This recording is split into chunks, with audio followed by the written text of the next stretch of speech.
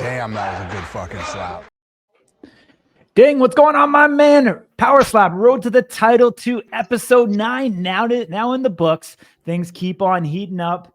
We have the biggest controversy so far of the season. That first matchup with Logan Greenhalgh and Delvin Hamlett. You and I are going to get into it because I know that we disagree on the outcome. What do you think of the episode overall, Ding? I thought, I think seeing these guys around the second time is really helpful for some of that brand equity, building up their names. And as you get higher up, you start to see those who are better, right? Because these are now the winners. So now you see two winners going at it. Somebody's got to lose. So I think this is really where you start to see people shine. You see the greatest talent. You see the potential that people are going to have as they progress in Power Slap. So definitely a great episode. I don't think any house stuff other than some returns, which we'll talk about a little bit later. But still, I thought that, again, because of the high competitive nature of these fights, definitely it was captivating. And I thought, we definitely have some stars in the making. Yeah, absolutely. We'll talk about Sean Strickland making an appearance on the show at the end of it. But Mr. Producer, play that intro.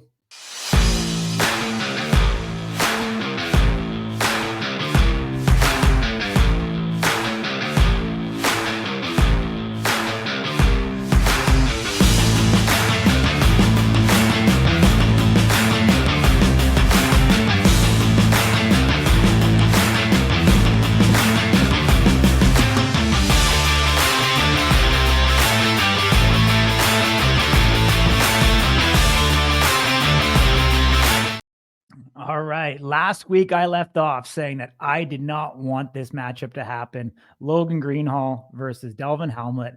I like both of these cats. I think they've got a bright future. But as you know, Ding, they squared off this past week. Let's get into the match. Let's talk about it through and through.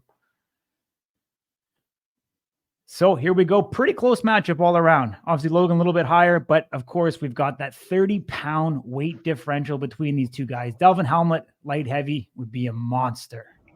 Yeah, I really think that that's the move for him, especially because he got to really show his chin in this one. Mm-hmm. And I think that when you look at in his first fight, I don't think that we were able to really see much of that, especially because of how it ended.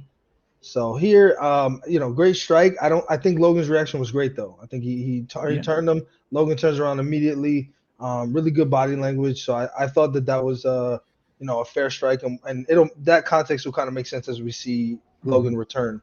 Yeah. I actually found Chris Thomas had a little bit of a different coaching style in this matchup. Much more go get it, kill shot. I see he kind of was much more direct and strict with Logan this time around. See, awful slap by Logan there. Yeah, I mean, I think, he barely touched him. I think he had the distance wrong. And he kind of came in at a little bit of an angle that made his hands glide up instead of, through him, if you will. But it's interesting that they identified this. And I think Chris said this just like Manny. He said that Delvin gets better as he goes on. Yeah. And so that was why they were so confident.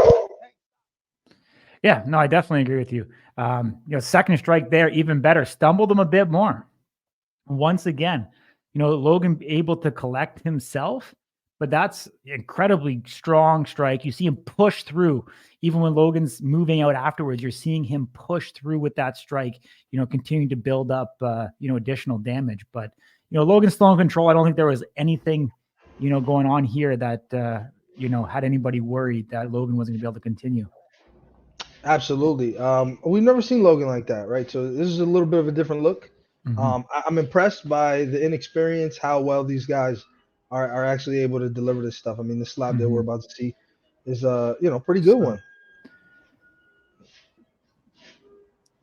Pretty good one. I'm impressed with all that power he's generating, what looks like the momentum that he's keeping his feet on the ground. Yeah. See, I have it right now, Delvin 2-1. That's my personal one, but I know you think a little bit differently.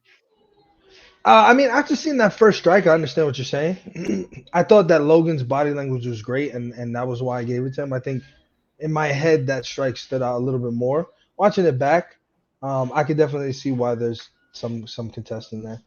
I just think Delvin's got the technique down. He wobbles him again. He gets more of a reaction again. We've not seen this from Logan, and I don't know that nothing said against Jonathan Correa, but I think that this is just the caliber of competition. We want to see Delvin be able to do this too, to let us know he's in there. He can be in there with the best in the world when it comes to slab fighting. For sure. Where do we think Logan fits in that heavyweight division? Because I mean, it's so, I don't know, he doesn't have that same overpowering presence that some of the guys like Crespo and DTP and the Bell has. I'd love to see him fight like a guy like Crespo. So this was interesting. Looked like he absorbed the strike well, and then we start to see this. And Dana's kind of doing it was reminiscent of when Crazy Cody Hawaiian Cox. hit. Well, that too. Crazy Hawaiian hit. Who was it? Camille, Polar Bear, and he had like his hand on the over the podium, and he's like looking at him like, "Oh, you're gonna fall? You're gonna fall?" Because he was doing the chicken dance.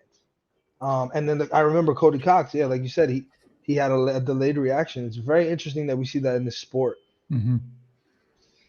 Yeah, I'm not sure because like with Cody Cox, it was a ruptured eardrum that caused him to lose his balance and his sense of awareness. So you can see there is some chalk pretty high on Delvin's face, but I mean, giving up 30 pounds in a match and being able to go 3 rounds like that, quite incredible. I really hope that Delvin's able to drop that weight. I think it should be relatively easy to. I mean, we've seen obviously Wolverine do it. He was walking around at 220, 225 when he was fighting heavyweight, so he was able to drop those 15 pounds. So it shouldn't be a problem for him whatsoever. Yeah, now he's very successful. Totally. You just have to look at who's at the top, right? Can these guys get in there with Damien DeBell? At the end of the day, is what it comes down to.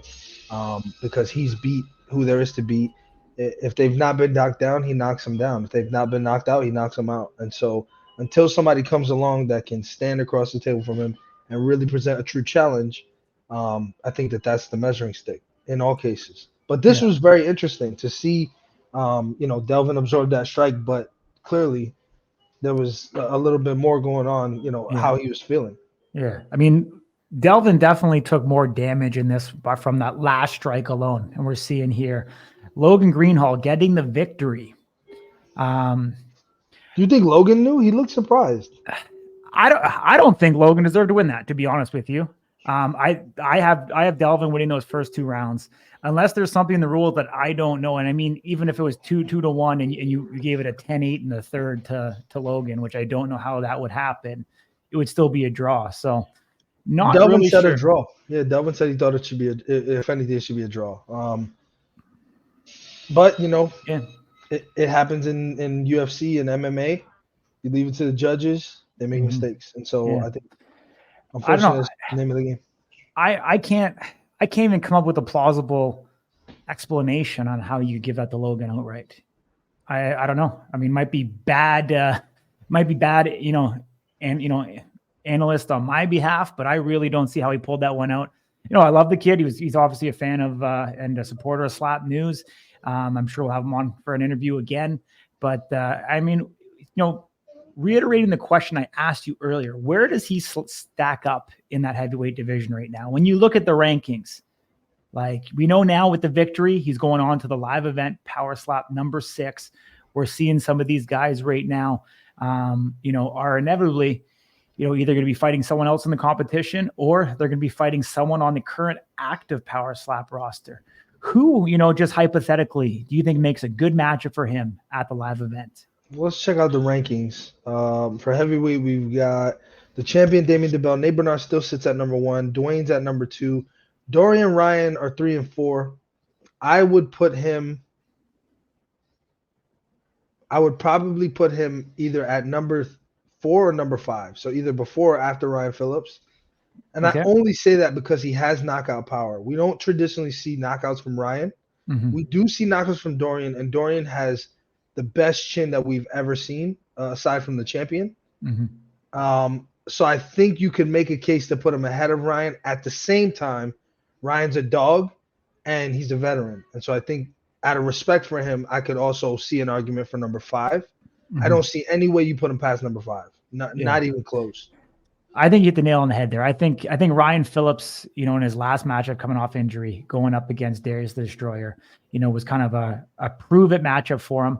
I think he's kind of that gatekeeper. I think him versus Logan Greenhalgh in the live event would be electric to really see where he stands in the heavyweight division. And I also think that would solidify Ryan's stock as well, if he's able to actually come and be able to pull out a victory of that magnitude. So I think it'd be incredibly impressive if we could see, Logan kind of come in. I'm excited for this kid's future. I think he's got a real bright future ahead of him.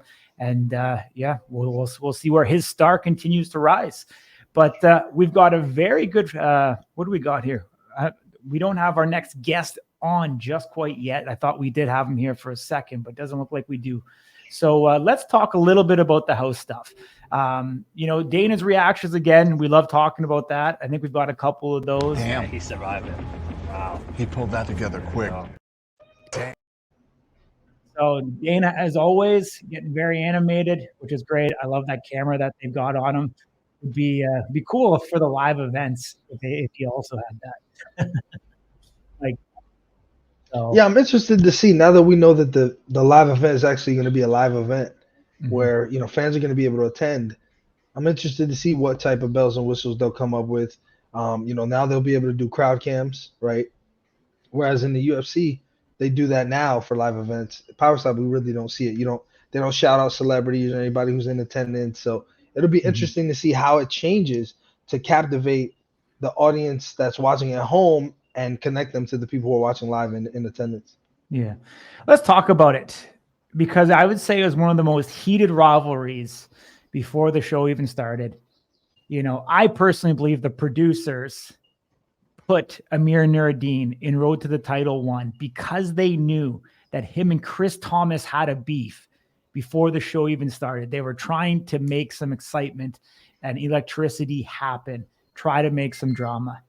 This time around, the Comeback Kid, the only competitor to be on both the first road to the title and the second road to the title, gets teamed up and coached by someone that he still had a bitter rivalry with. KO Chris Thomas is the coach of the Comeback Kid. Do you think that was on purpose? We've seen behind the scenes before where guys that don't get along get put on the opposite team, even at the live event, right? Take the show out of it.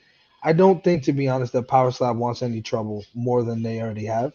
Bullshit. I guarantee you they did that on purpose, because that beef wasn't squashed. It looks like it may have been squashed by this time around. I was actually super encouraged to see KO Chris coaching Amir the way that he did. I'm really curious to see, but I do think that those twisted son of a bitches are doing something made for television. But let's bring Amir in and ask that cat. Amir, what's going on, my man? Oh, yo, how's it going? Good. You got the blunt rolled? Yes, sir. Ready to rock and roll? Yes, Let's sir. talk about that. KO Chris coaching you, my man. The war on social media that's been lasting probably 3-4 years. Yeah. How'd it go down, and were you able to squash the beef between them to be able to work together? I mean, I wouldn't say squash it completely, because some of the shit that man said and did, I'll never be able to forget and forgive that. You know what I'm saying? But what you were saying, dude, I think Power Slap knew that to a T, and they fucking did that on purpose. You know what I'm saying? They did it the first time around, threw us in the house right together, and there was stuff that popped off. I was there for 5 minutes, Yeah. And, I feel like they did that purposely, just to try and get something going. You know what I'm saying? More drama for the show. Totally. Let's get into it, man. You get another opportunity to come back. You've kind of had a rocky road in Power Slap. You've had great highs and you've had some lows. Let's play this last matchup against the Canadian Eddie Brahimir. You come in late once again. What'd you think of Eddie before going in, weigh-ins and stuff like that? How'd you size him up? Seemed like an all right cat, but he kept telling me that he was a bodybuilder this, bodybuilder that, you know what I'm saying? I was like, well, I'm a professional slap fighter, you know what I'm saying? We're two totally different fucking guys. Mm-hmm. So, oh, man, this is my first time seeing it. Fuck. There we go. Definitely deep. You can see the chalk on his face. How disappointed were you in that first attempt? I mean, man, this is the first time I'm actually seeing it, so watch this a little crazy. A little intoxicated at the same time. Well, I don't know if you guys know, but I had to cut 20. It was like 21 pounds in a day and a half for this fight. So I definitely wasn't 100% going up there. Yeah, no, we definitely didn't know that. Wild. Talk us through this first strike and how did it feel? I mean, it felt okay. I don't know. I feel like I could have took a little step back. You know, I don't know. There's a lot going into this one for me, like life stuff, and then they just called all of a sudden I'm fucking 20 pounds overweight, and I gotta just crush this weight, get down, and make it happen. And made the weight, but I fucking walked up on stage. I couldn't even fucking see, really. You know what I'm saying? So. And then Chris Thomas being my coach, he was trying to coach me to roll with it and do all that stuff, and it was fucking nuts. Yeah, I mean, first thing is it's interesting that right on the 10 count, you pop right back up. Yeah. Right after that 10.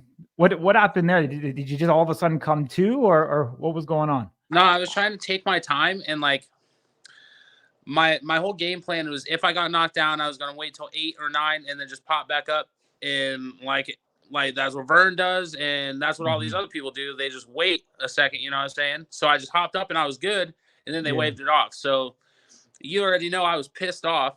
So I was yelling, screaming, talking my shit, whatever, and the fight was over. Yeah. So let's talk about that weight cut, because I mean we've seen guys make drastic weight cuts, and I'll be honest, it never turns out well. Right. Like how much does that truly impact, the brain and dehydrating the brain out and, rattling? And you can ask a couple of the guys that were in the locker room with me right before weigh-ins. Like I was clinging to life. You know what I'm saying? Just crawling around on the floor, fucking taking little sips of water, just trying to breathe. You know what I'm saying? That fucking cutting all this weight in a short amount of time, fucking 20 pounds in it was like 25 hours or something stupid. That takes it out of you. It's not healthy. It's not good for you. It makes you feel like fucking shit. Like I felt like I was going to die. Like I was going to have to go to the hospital. Crazy. So you were an alternate sitting at the hotel. Like, were you back at home waiting and all of a sudden you get a call? Dude, I had just started this new job, first day on the crew. Like I went to use the bathroom or something stupid. I was like 3 or 4 hours into the shift, and fucking Erica calls me. They put me on the next plane the following morning. So I had like roughly 10 hours in between me getting home and getting on the plane. So I like packed all my shit. I had to sleep, and I was fucking on the first flight. I didn't even go to when I got to Vegas, I didn't go to a hotel. I didn't do anything. They put me straight in the house. I didn't have time for anything, Gotcha. I checked before I left, and then I just fucking got to the house and just started working. So, Amir, given kind of what you're explaining now, I don't know if you've had a chance to check out the episode yet, but Dana is very open and honest throughout the episode about kind of what this was for you, right? This is make or break, an opportunity for either Eddie to show what he's made of, or kind of your opportunity to redeem yourself. He talked about you having, like Corey said earlier, highs and lows. Do you feel like if this was kind of the last shot that you had, do you kind of regret going into it considering all those circumstances? Where you kind of didn't give yourself an opportunity to succeed here? Yeah. If Erica would have told me, if I say yes to going in the house again, if I lose, I'm done, I would have said no, and I would have waited for the next one. If that answers your question. Yeah, absolutely. So who's going to tell her no, though? I don't want to be that guy when I get a call, tell her no, and then them have that in their minds, like, oh, he said no once, he'll say no again, because I don't say no to shit. Y'all know me. So do you feel like because you kind of came through for them, they should sort of give you another shot here? I mean, I don't feel like they owe me anything, but I feel like that would make a lot of people happy. You know what I'm saying? I put asses in seats. If I'm gone, they're going to lose a lot of fucking viewers. I'm not trying to brag or toot my own horn or anything, but that's the facts.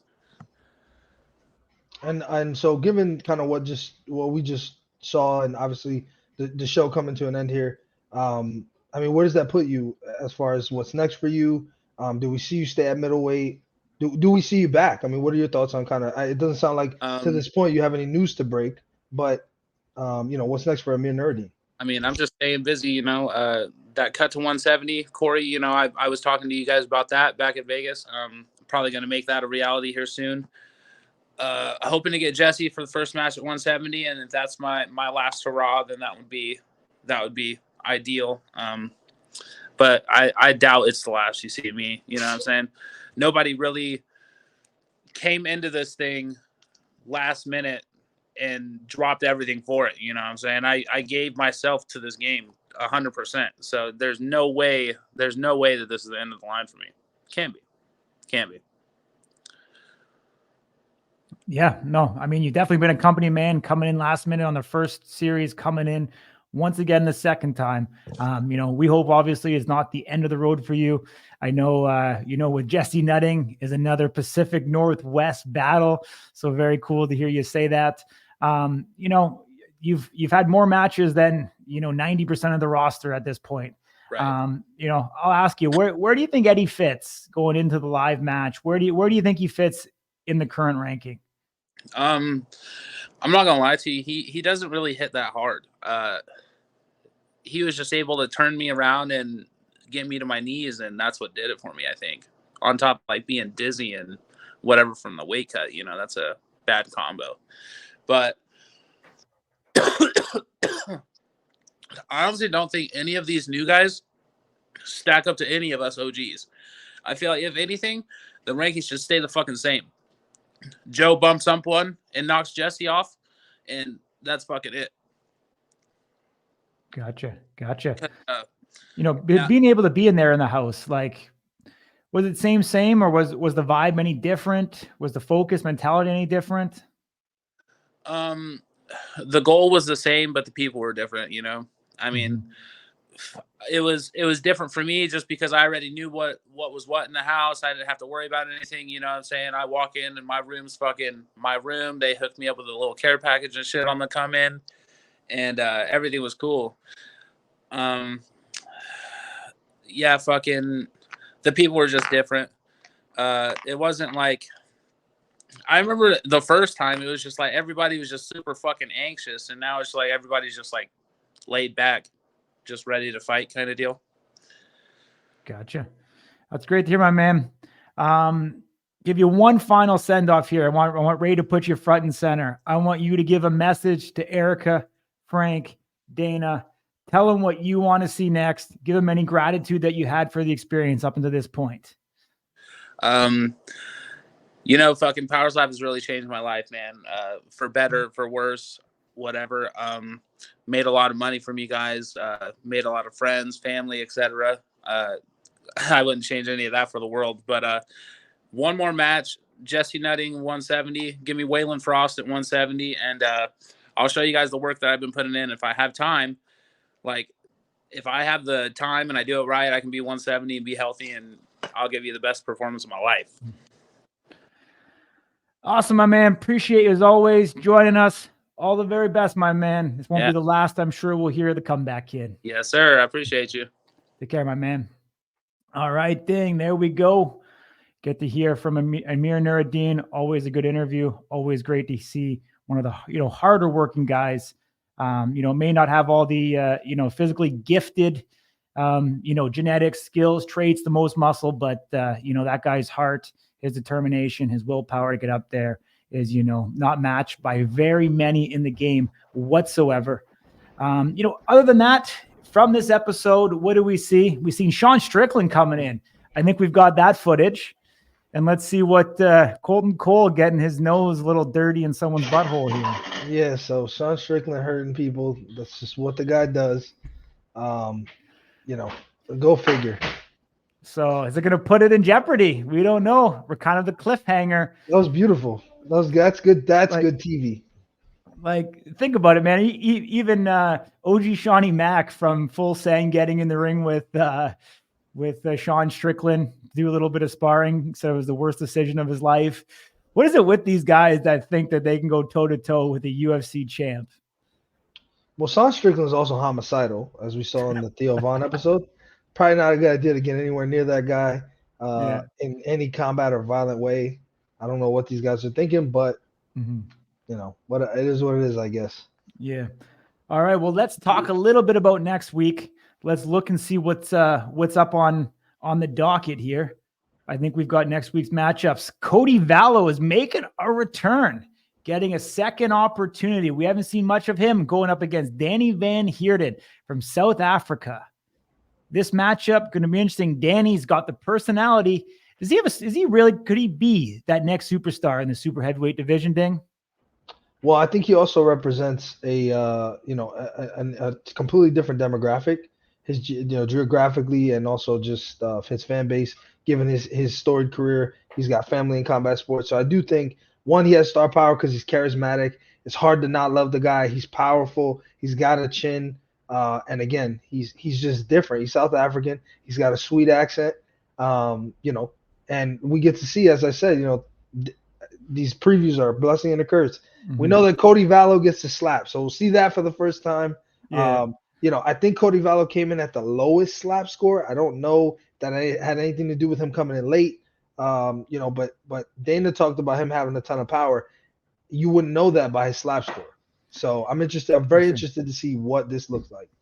Absolutely. We've seen Cody Belisle there. We don't know yet who he's going to fight. They kind of left us hanging, as well for next week. But I will say, Danie van Heerden, though, one of the funniest things, I challenged him because he's got he's got 6 or 8 kids, and he's been with his wife for 10 plus years, his girlfriend for 10 plus years. And I called him and was like, hey, I'm like, how do you have 6 or 8 kids, be with your girl for 10 years, and she doesn't want to get married? He goes like this with the camera and turns it to her on the side. So I was able to ask her specifically, but I'm like, man, that guy's going to be working some magic. He's hilarious. 10 plus years. Very, very funny, very charismatic. Too funny, my man. Easy temperament. And, I think he'll be really good for this sport globally. Yeah. Awesome, my man. That's all for us. We are going to wrap it up. If you're not doing so on YouTube, hit that subscribe button, hit the notification bell, leave us a comment in the comments section below. Apparently to the cats last week, we're fluffers and we're jobbers. We just keep on doing it because we love Power Slap and everything that goes on. So we appreciate you all. Much love. Until next week.